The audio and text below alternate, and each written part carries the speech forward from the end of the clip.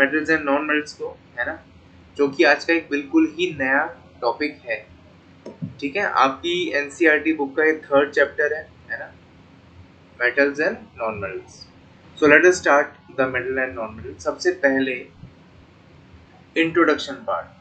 तो अच्छा, मेटल्स क्या होते हैं, है ना, आपने देखा होगा जनरली मेटल्स होते क्या हैं। सिंपल सी बात है, जो गुड कंडक्टर ऑफ इलेक्ट्रिसिटी हो, जो मेलिएबल हो। मेलिएबल क्या होता है? The ability of metal to be drawn into thin sheets, है ना। जो डक्टाइल हो, ability of metal to be drawn into thin wires, ठीक है। और जो good conductor of heat, electricity हो, थर्मल कंडक्टिविटी हो उसमें, ये सब क्या है? मेटल। जो लस्ट्रस हो, शाइनी हो, सब क्या क्या किस कैटेगरी में जाएंगे? दैट इज मेटल की कैटेगरी में। Done. So all elements can broadly classified as metal and non metal. जो 118 एलिमेंट्स है ना बेटा, उनको क्लासिफाई करा गया है as metal and as a non metal. ठीक है, तो मेटल नॉन मेटल में क्लासिफाई करा गया है। और मेटलॉइड्स भी होते हैं। मेटलॉइड्स क्या होते हैं? जिनकी दोनों की प्रॉपर्टी होती है, मेटल की भी शो करते हैं और नॉन मेटल की भी शो करते हैं। अब majority of elements are metal. Simple सी बात है, 118 में से मैक्सिमम मेजॉरिटी क्या है? मेटल्स की है, except mercury which is liquid at. अच्छा, ये जो मेटल्स होते हैं वो क्या होते हैं? जनरली सॉलिड होते हैं, मगर सॉलिड के अलावा एक छोटा सा एक्सेप्शन है। मेटल सब क्या होते हैं? सॉलिड स्टेट में होते हैं, मगर कुछ एक्सेप्शन है, जैसे मरकरी, वो कि लिक्विड स्टेट में हमें पाया जाता है। ठीक है, देयर आर 22 नॉन मेटल्स। उनमें से 22 में से 10 तो क्या है? सॉलिड स्टेट में है, एक है लिक्विड स्टेट में जो कि ब्रोमीन है, और 11 है गैसियस स्टेट में। ठीक है, वो भी पढ़ेंगे अपन, मैं आपको पीरियोडिक टेबल भी बताऊंगा अभी। ठीक है, उसमें देखेंगे अपन। There are 118 element known at the present. अभी तक की डेट में 118 एलिमेंट है। अब metal is a material that is typically hard.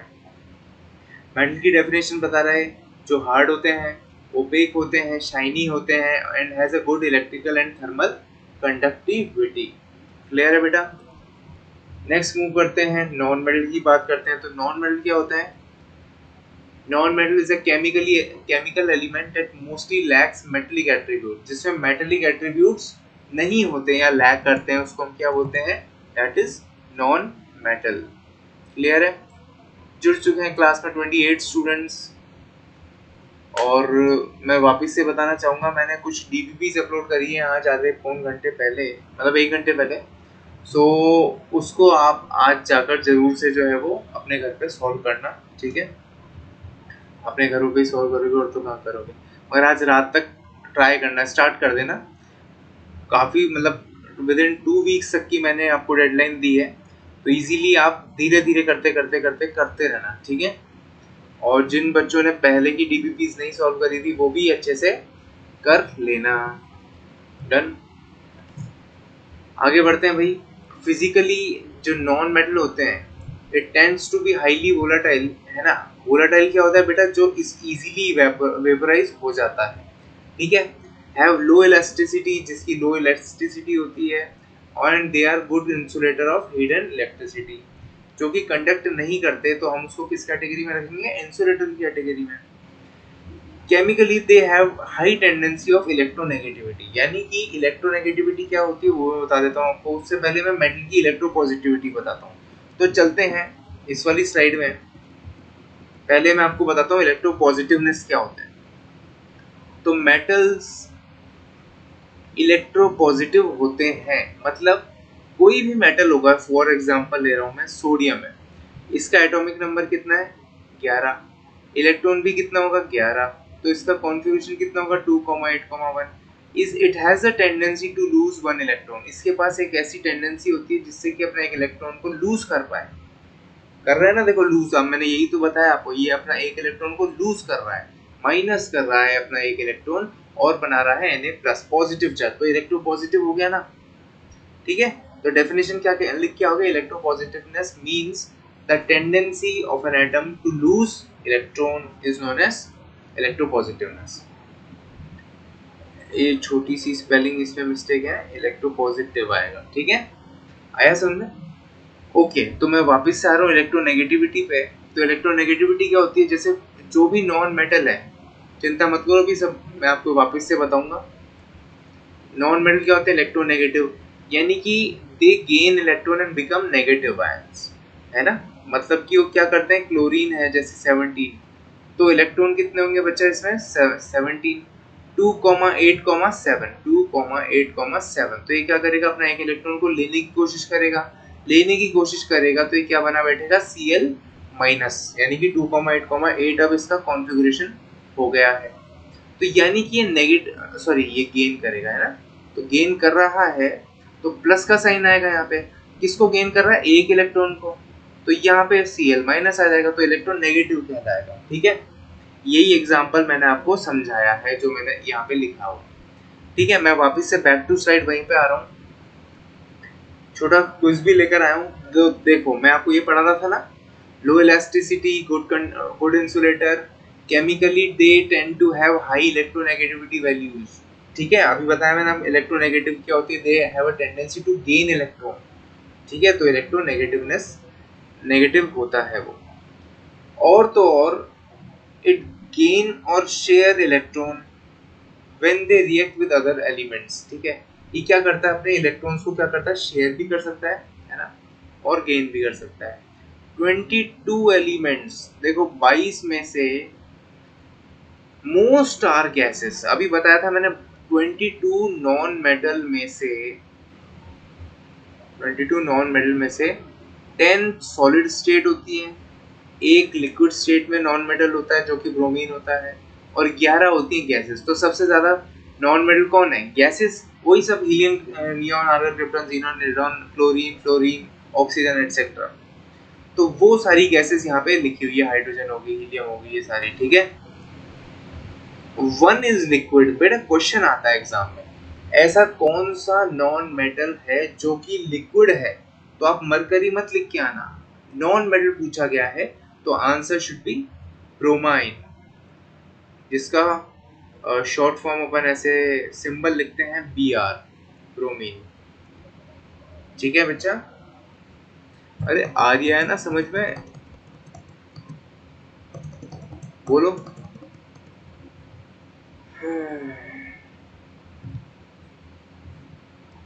Jatin, sir can you please repeat all, sir I have read that there some other metal also like indium are liquid. बेटा वो room temperature की बात हो रही है हर्षित, पीयूष करता हूँ मैं, है ना, पीयूष अभी करते हैं ना, 3 जुलाई तक, देव जैन कह रहे हैं 3 जुलाई तक, क्या होगा 3 जुलाई तक, sir we have to learn element table, जरूरत नहीं है बेटा, मैं आपको लर्न करा दूंगा, आपको लर्न करने की जरूरत नहीं है, मानव।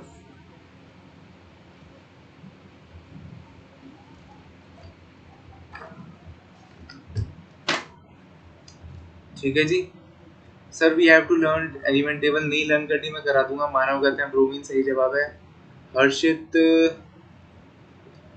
ओके चलो, समझ में आई गया, डन, आगे बढ़ते हैं बेटा।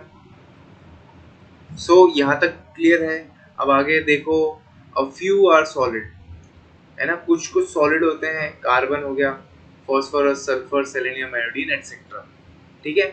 एक बहुत ही इंपॉर्टेंट बात, ये सारी बातें हो रही है रूम टेम्परेचर पे, ठीक है। तो ये चीज है। नेक्स्ट है मेटल पीरियोडिक टेबल, बता देता हूँ। तो पीरियोडिक टेबल तो वैसे चैप्टर है तब आएगा, मैंने हल्का सा, मैंने रफ आइडिया मैंने आपको इसलिए दिया कि कहाँ मेटल होते हैं कहाँ नॉन मेटल। तो देखो ये जो पूरा है ना, ये पूरा एरिया,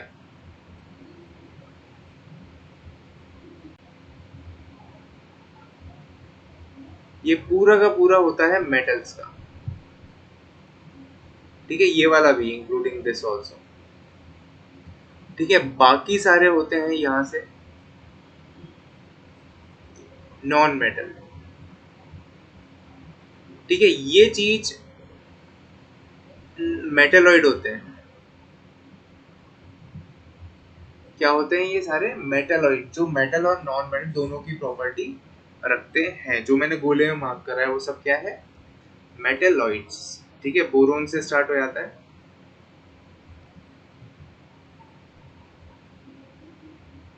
डन। तो जस्ट ऐसा रफ आइडिया है, पीरियोडिक टेबल आने तक मैं आपको ये पूरी टेबल लर्न करवा दूंगा, ठीक है। आगे मूव करते हैं। देखो मेटल्स इन पीरियोडिक टेबल अभी बताया मैंने, the left hand side of periodic table and in the center are place the metal. जो पीरियोडिक टेबल के लेफ्ट हैंड साइड में है, उस साइड में जो ये पूरा का पूरा जो मैंने ड्रॉ करा है उसको हम क्या बोलते हैं, मेटल, ठीक है।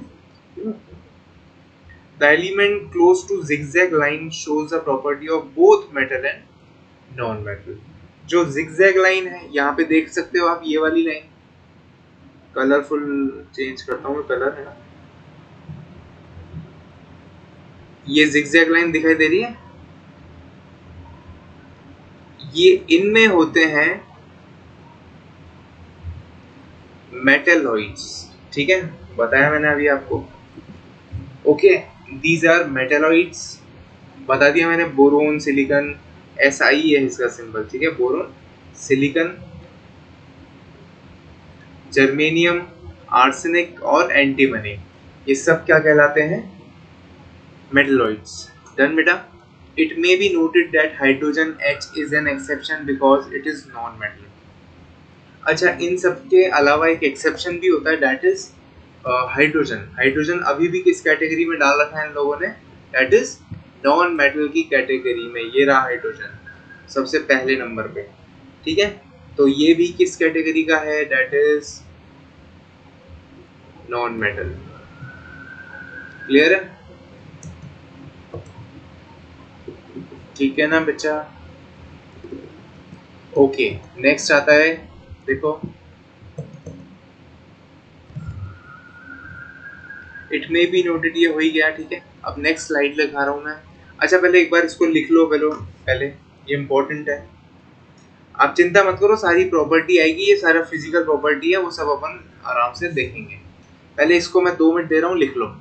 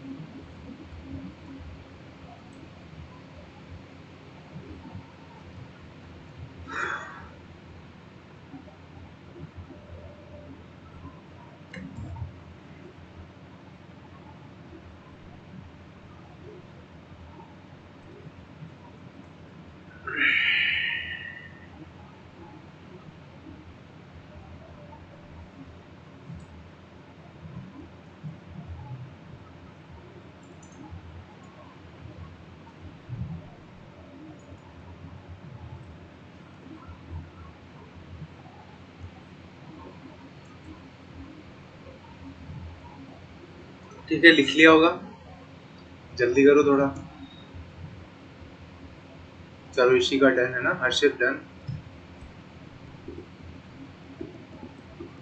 ठीक है। बात करें अब नेक्स्ट टॉपिक की, that is physical properties of metal. देखो अब ये जो स्लाइड है, ये पूरी डेफिनेशन भी कह सकते हो आप, है ना, फिजिकल प्रॉपर्टी भी कह सकते हो। तो फिजिकल प्रॉपर्टी जो है मेटल की, वो एक एक करके अपन पढ़ते जाएंगे अब, है ना। तो let us start the topic, physical properties, है ना, किसकी, मेटल की। सबसे पहला नंबर 1 टॉपिक, सब सॉलिड होते हैं। मेटल क्या होते हैं, सब के सब सॉलिड होते हैं, एक एक्सेप्शन होता है जिसको हम बोलते हैं मरकरी, ठीक है। और जो हर्षित आप कह रहे थे, और भी मेटल्स जो हम लिक्विड स्टेट में, वो भी अभी अपन पढ़ लेंगे, ठीक है। सो नेक्स्ट है, मेटल्स आर हार्ड, हार्ड होते हैं, मगर कुछ ऐसे एग्जाम्पल होते हैं, जैसे लिथियम हो गया, पोटेशियम हो गया, सोडियम हो गया, ये एक्सेप्शन है। क्या है? एक्सेप्शन। मतलब कि इनको आप नाइफ से भी कट कर सकते हो, इतने सॉफ्ट होते हैं, इसलिए इनको क्या कहा जाता है? आप लोगों को अब पता चल गया होगा, सॉफ्ट मेटल। ठीक है, सॉफ्ट मेटल कहा जाता है। Metals have metallic luster. जो मेटल की क्या होती है? मेटेलिक लस्टर होते हैं, यानी कि शाइनी होते हैं वो लोग। ठीक है। नेक्स्ट है इलेक्ट्रोपॉजिटिव, मैंने अभी आपको बताया। इसकी डेफिनेशन क्या होगी? टेंडेंसी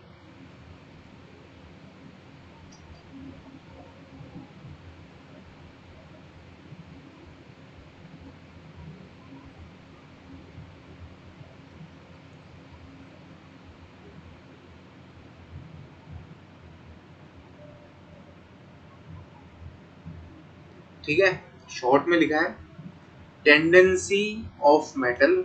क्या होती है मेटल की? वो टेंडेंसी टू लूज इलेक्ट्रॉन। वो क्या करता है? अपने इलेक्ट्रॉन्स को लूज करता है। यहाँ पे भी देखो एक छोटा सा स्पेलिंग, यहाँ पे पॉजिटिव आएगा। ठीक है ना।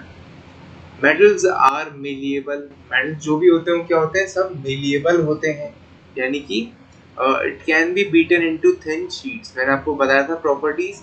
There is a ability of a metal to be drawn into, to be beaten into thin sheets is known as malleability. और डक्टिलिटी क्या कहलाएगी? To be drawn into thin wires. ठीक है, वायर में कन्वर्ट होने की क्षमता डक्टिलिटी कहलाती है। तो मेटल सारे के सारे डक्टाइल होते हैं।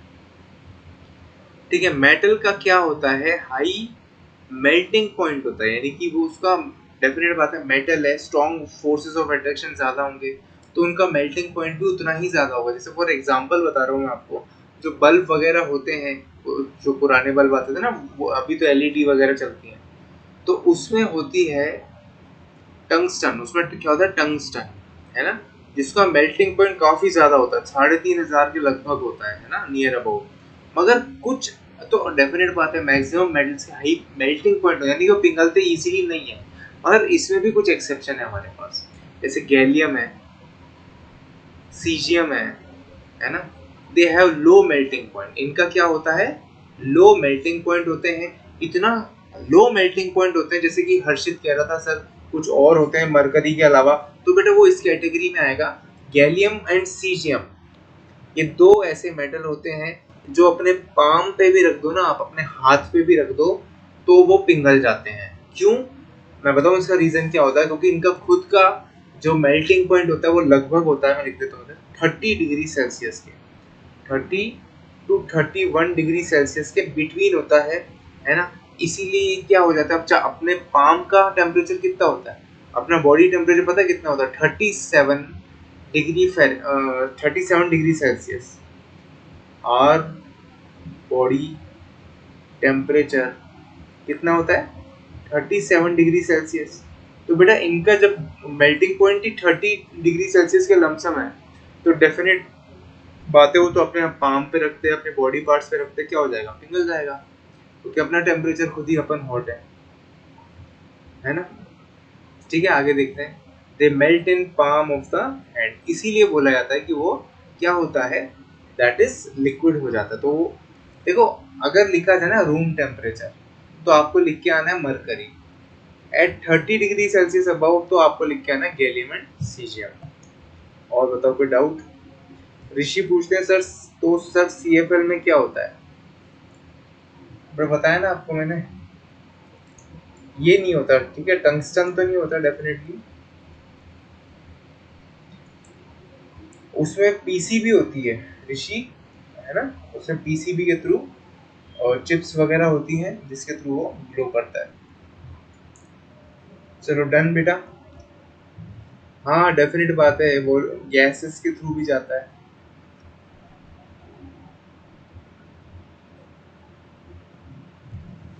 देखो बेटा पीयूष, एक बहुत इम्पोर्टेंट बात है।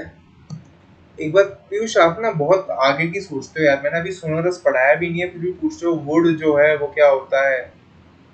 Wood is not sonorous because it doesn't produce ringing sound। Piyush, sound तो प्रोड्यूस करता है, हमें क्या चाहिए? We need is ringing sound की। जैसे आप सिक्का उछालते हो, सिक्का उछालने के बाद या इस ये मान लो पेन टैब है, ठीक है, जिससे मैं पढ़ा रहा हूँ, तो ये आवाज करेगा, मगर ये रिंगिंग वाली साउंड नहीं है, ठीक है। मगर यदि मैं इस ग्लास की बात करूँ तो ये मेटल का है, तो इस रिंगिंग साउंड कर रहा है कि नहीं कर रहा, तो दिस इज अ मेटल, ठीक है, आया समझ में। सो मेटल्स क्या होते हैं, सोनोरस होते हैं। सोनोरस मतलब वो चीज जो रिंगिंग साउंड प्रोड्यूस करे। साउंड तो कोई प्रोड्यूस करता है, मगर आपको लिख के आना पड़ेगा रिंगिंग साउंड, ठीक है। वुड भी करती है, मगर वो उस कैटेगरी में नहीं है क्योंकि वो रिंगिंग साउंड प्रोड्यूस नहीं कर रही है, ठीक है, डन।